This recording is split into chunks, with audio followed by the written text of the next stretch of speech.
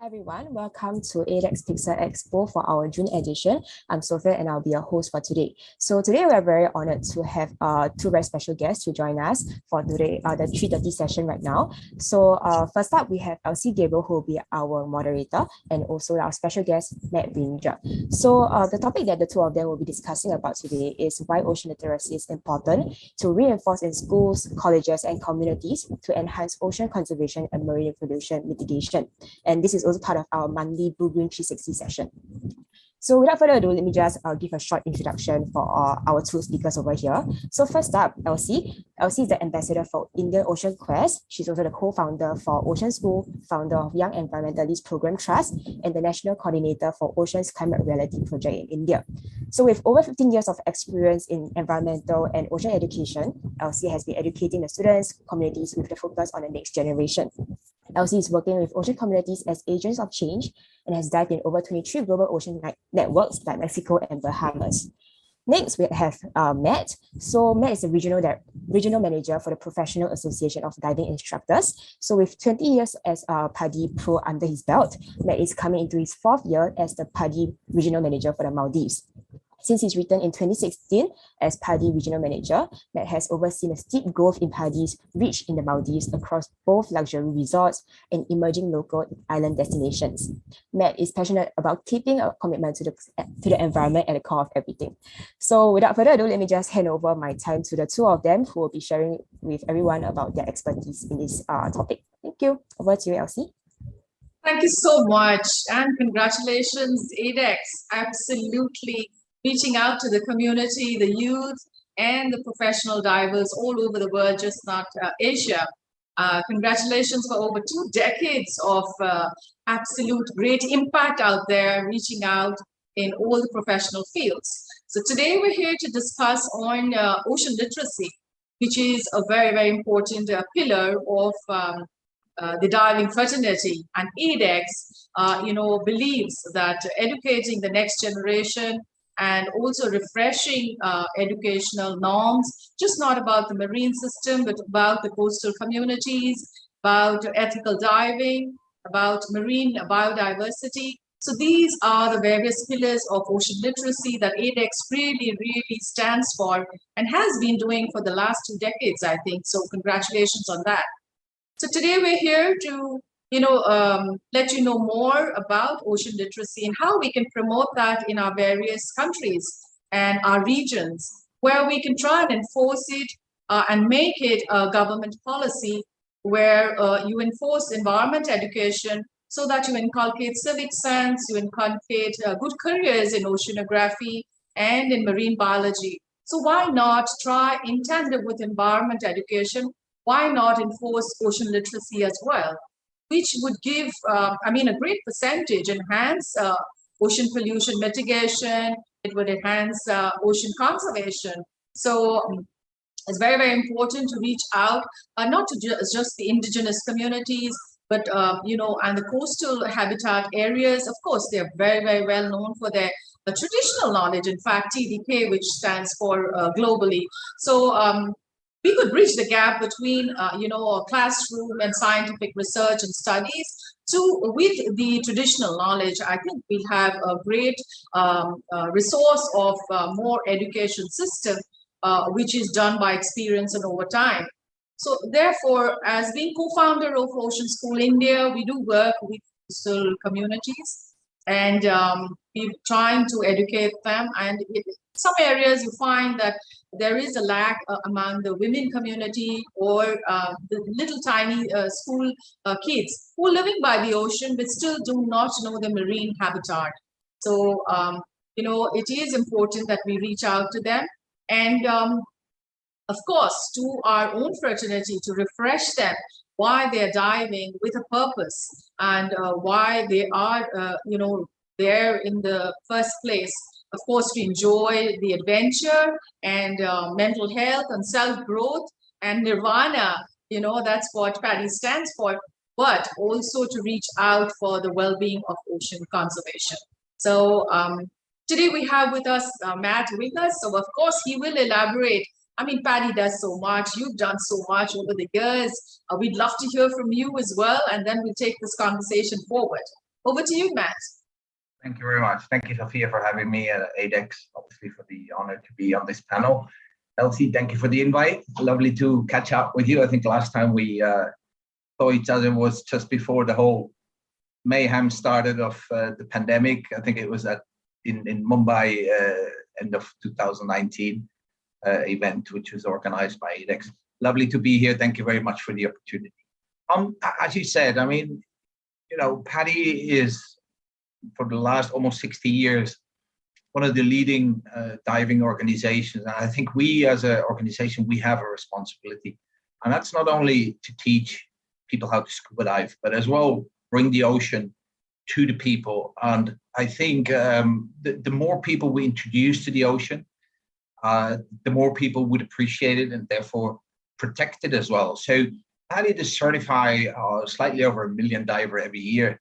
And I think if you know, Elsie, what you're doing in India and elsewhere in the world, if we would have more LCs in the world, I think the world will be a better place. And I think if PADI maybe can't do directly with the ocean conservation and impact, but indirectly, I think we do. And that's introducing the people into this space. And that's super important. PADI does as well work with other organizations. So we have teamed up with Greenfins, for example. Greenfins, as you probably know already in the audience, have heard of it, which is more like a policy maker. So they introduce the correct practices. They do evaluate dive centers, give them tips and tricks how they can teach their people the practices which are responsible for divers. And then we do have our sort of a sister NGO, which works with PADI, which is PADI Aware, which is coming, it comes a little bit late actually, because it's already damage control, right? So Aware does protect sharks and rays. We do focus on ocean debris and trash in the ocean, which by all means we should not have, right? So we should not have an NGO which actually deals with cleanup. We should tackle that at the grassroots, as I mentioned, as you mentioned, Elsie, particularly with classrooms at an early age. I think that is fundamental. So I hope that helps for now. Yes, great, of course. And, you know, this is a lead up to the mission commitment for the Ocean Week, which is going to be celebrated in Singapore, in fact, by ADEX. It's the Ocean Week celebration from September 16th to the 18th. And I invite the entire, you know, just not the diving fraternity, but all our stakeholders to be there, whether you're on the shipping or the boating or the cruising or the communities or environmentalists, conservationists, oceanographists, and of course divers, because divers are the agents of change. And ADEX very, very strongly believes that, and therefore the event in September 16 to 18 in Singapore is going to be a great convention, and especially post-pandemic, it's a true call out for everyone to get together again and revive the spirit and to celebrate the ocean. So that will be fantastic. And we could use the ocean literacy pillar there to invite more of youth, more of the schools and colleges. Of course, colleges, you do have scientific streams and they do branch out to marine biology and environment documentation and oceanography and more fine-tuned subjects. But the school fraternity, younger the students, the better, because they'd love to dive, of course, and you initiate them into diving through the ocean literacy program as well. That's what I would say, that one of the pillars of ocean literacy in the schools, the earlier you catch them, would be to inculcate the sense of spirit, adventure, self-growth, mental well-being, and prove that divers are the agents of change, you know, just not for the ocean, but for your own self-well-being and self-growth. So September will be a day to look out for, so invite everyone. So Matt, what would you say your experience diving all over the world? One example you can give where you have felt that divers are the agents of change through your dives all over the world. Would you like to share where they've been an agent of change for that particular island or coast and they've educated? Absolutely, thank you, Elsie. As Sophia mentioned earlier in the introduction, I'm actually looking after the Maldives. And Maldives, as you probably know, I know you've traveled to the Maldives extensively, Elsie. Maldives is a very vulnerable country, not only from the geographics, but obviously as well the environmental impacts. And there's so much. Everybody says it's a tiny country. It is from the landmass, but actually it's a huge country when you look at the ocean it belongs to. And we've seen pre-pandemic, I think it was 2018, where the government and some local dive centers got together and introduced a program which is called Farukoe. Farukoe was designed to bring school kids into the ocean. And so some of the resorts, they have sponsored snorkeling equipment, and then they would team up with local dive centers to bring these kids into the ocean. And those kids, they've never seen a coral or a fish, despite living next to the ocean. And we had some heartwarming stories from that. And I think that changed a lot. And what we see now is we've seen actually a massive increase in locals becoming divers, locals becoming instructors. So the history in the Maldives is mainly you would bring in instructors from Germany, from elsewhere in the world, and they work there for a year and then go back home. And now we're seeing an increase in local, I would say, talent, local instructors who made their way up all the way from beginning to instructors. And we see a bit of a change, because I think as well, like if you're a local Maldivian diving instructor, you have pride of what you're going to show to your guests, your tourists when they come. And I think that transpires. And I think a lot comes from that Farukoe program, which the government has introduced a few years back. And we see now the fruits of it. You know, the locals in the beginning, they were scared of the ocean. There was all sorts of voodoo type stories. And I mean, you won't believe it, but it is true. And it's more like the older generation, which has not really accepted working in this industry. But now with the new generation, we see a drastic change. And I think it's all down to the grassroots education such, which we were talking about here. That's fabulous, impactful work out there, Matt. And of course, like Young Environmentalist Program Trust is also working in Lakshadweep Islands, in fact, where a simple step in ocean literacy, like we celebrated World Wetlands Day. And the islanders, the youngsters would ask, what is wetlands? And they wouldn't be aware that you have wetlands as in mangroves in your own backyards, and how important are the oceans, So therefore, we hold a simple, they have about 10 inhabited islands. We'd host a simple essay competition. So it would be in their regional language or English. So, and then they would, have a competition which would get them all excited and geared up to win. So that's interactive education.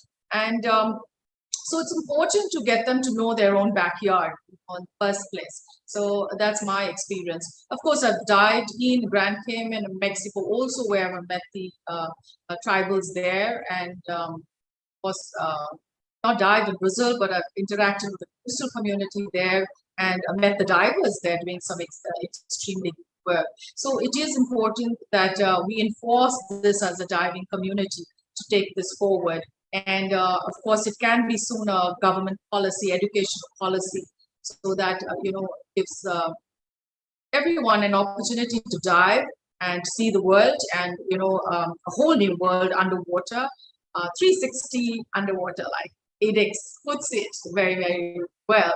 Yes. So there we have it. So we will outline these modules of ocean literacy more in detail at the convention in September 16 to 18. Do catch us at the convention by ADEX in Singapore. So we will be outlining and reaching out to the younger community. We will help them know the world better, take on careers in the ocean, world, and collect scientific data and solutions so that we can take this forward. I will hopefully be joining the United Nations Ocean Conference in Lisbon on the 27th of June this month. and we'll be pushing the mission commitment for marine pollution and for ocean literacy. These are the two pillars that I'll be pushing. And of course, I wish to invite ADEX next year, wherever the Ocean Convention is, join us at the convention for United Nations. And it would be lovely to have ADEX represent globally there as well. So they have many, many pillars to talk about, and it's ideal for ADEX to join the United Nations Conference next year as well. So that's it.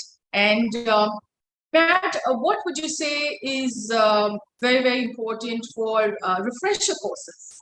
Like, you know, you have some divers who've been diving over the years, but then do you feel the need that even, you know, adult groups do need a little more refresher course on just not polluting the ocean where they dive, but also about the fish and the marine biodiversity and diving ethics, you know, all that comes under ocean literacy. So do you feel the need to even educate, re-educate, refresh the adult community of divers and community also?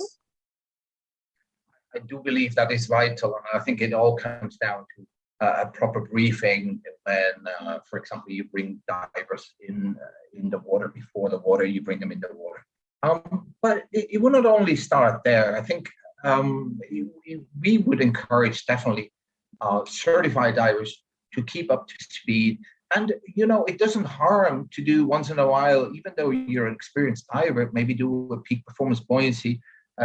If you buy a camera and you want to take underwater pictures, you know, you need to have the buoyancy right to not damage the corals and whatever not. So I would say definitely you're never too old to learn.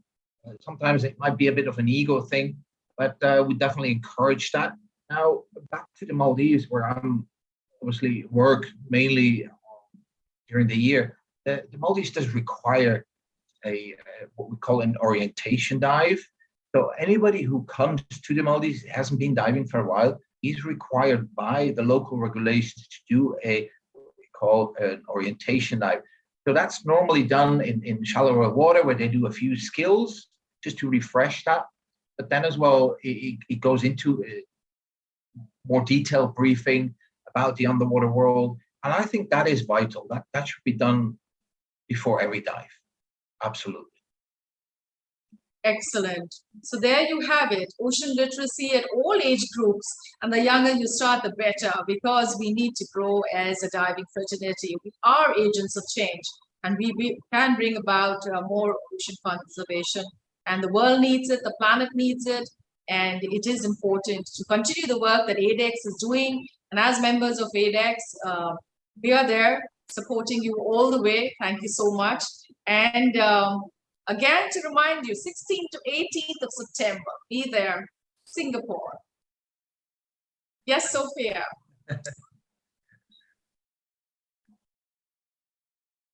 Okay, thank you so much, Elsie and Matt. So I think just a few, like a question from my side, right? Since the two of you work with local communities and students and schools so often, is there any like interesting anecdotes that you want to share with us about like how was the response like whenever you are educating these local communities? How's the reception towards what you guys have been teaching them and what you guys have been imparting to them?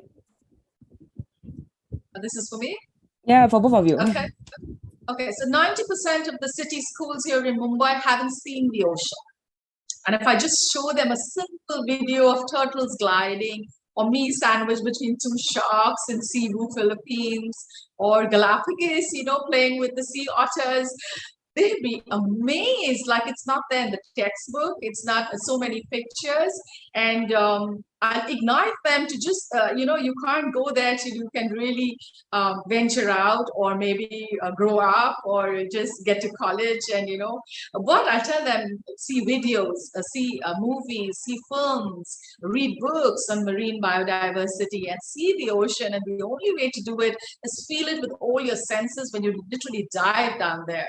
So 90% of the city's, you know, students have just not, and they like really gawk at you and wonder. It's they're in awe. They're in awe. That really piques me to really encourage them, to give them that opportunity. And how can they achieve that opportunity? I try and pave a way for them, though we are a peninsula here in India, and try and make it easy and how they can use the course and use it as a project report for ocean pollution or maybe marine biodiversity, incorporate it into the curriculum projects. So that's how I try and encourage schools to go diving. Yeah, that's my experience. Elsie. Yeah, I mean, for me, I'm obviously on a bit different level than Elsie. We, as an organisation, as PADI, we give the dive centres the tools to educate and to help the community. Now, me personally, I have helped some divers in the south of the Maldives who work with the fishing community. So we've sponsored fishermen to become certified divers because they're diving every day, but they have no either licenses or they don't understand the decompression theory. So it was quite interesting to see that, where previously we have a lot of decompression illnesses, unfortunately, in DCI because of that. But that was nice to see that change, that we have been able to make a change in the local fishing community where we have been actively involved. Yes, very true. The fishermen play a very, very important role. In fact, here I'm a team member of the Mumbai Climate Action Plan. That's the MCAP. And we are trying to reach out to the fishermen community who live by the coast and try and train them for disaster management. So just like divers being part of disaster management, we have the fisher folks, indigenous community being part of the disaster management. And they have innate knowledge and traditional knowledge of when the waves are coming or the sea level rise and how much fish is there in the ocean. So they're very, very resourceful. So they're a very good group to involve in ocean literacy, I would say. I see. Thank you so much. Maybe one last question from me also. Just wanted to ask the two speakers over here. Is there any message that you want to bring across to the people who are watching this? Like any call for action about the oceans and the environment and conservation that you would like to make an appeal to everyone? Since it's also Coral Triangle Day today, and it's World Oceans Week this week, right? Yeah. So any appeal for action to all the people watching? My message would be the divers are agents of change. And you have the power within you to change the world and the state of the oceans in which they are. And use your resources, use that power, to make a difference in saving the ocean. And the ocean, without it, we are nothing. I mean, the importance of the ocean, I think the diving community should bring to the forefront, should be the Green Brigade. The divers of all across the world should be the Green Brigade. And, and we should empower the divers to really emerge as a very strong lobby of ocean conservation. Absolutely. I can just add to Elsie. I mean, that's absolutely correct. I think, as I mentioned earlier in my introduction, I think the more people who learn about the ocean, the more people will protect it. And I think it is our goal as an organization to bring as many people into the diving space so they will then be advocates to care about the ocean. And I think if the world would have more Elsies, the world will be definitely a better place. So I think every little helps. And sometimes it can be frustrating. It's not always easy, but it's certainly always rewarding seeing what changes you can make. And if it's just a small change, it helps. Thank you. Very, very true. Thank you, Elsie, and thank you, Matt. Yeah, so that's about it for our current session. Actually, Mark Roche was supposed to join us today also in this session, and he's the course director at Handicap Scuba Association, but due to some internet connectivity session, he wasn't able to join us. So we're still very glad that we have Elsie and Matt together with us today for this very precious sharing session, despite their busy schedule, So that's the end of our current session for today. Matt and Elsie, thank you so much for taking your time off, and that's about it. Thank you. Thank you so much. Thank you, ADEX, so much. Yes. See you in September 16 to the 18th in Singapore. See you. Bye-bye. Thank you. Thank you so much.